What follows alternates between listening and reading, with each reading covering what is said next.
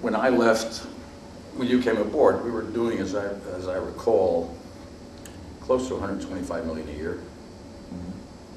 And our profit, I think we were making about 27 pre-tax profit. Wow. 27%, something like that. I don't run non-profitable businesses. That's a good attitude.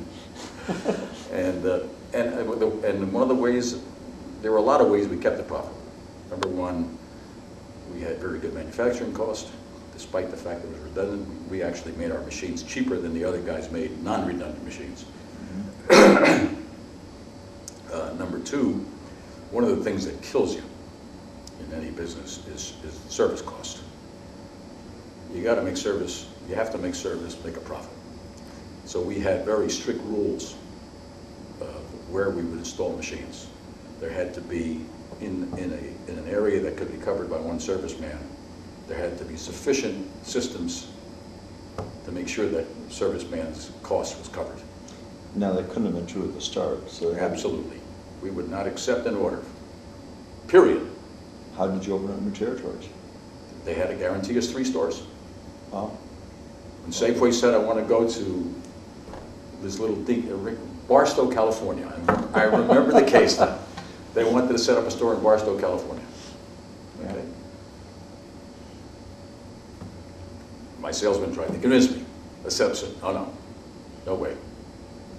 I finally went over to Safeway and said, look, we're willing to go to Barstow, but we have to have a minimum of 3 stores there, period. And based on what we charge per store, that would just about cover us. That was our minimum. Mm-hmm. And we enforced the minimum everywhere. Okay. Now, in Los Angeles, we didn't give it down because we knew we'd get more. Okay? But when we got outside of LA and went to smaller places, we just enforced the minimums. And we never let our service costs exceed our service revenue. And that made a huge difference. And there were a lot of other things we did just to make sure that we always made a profit.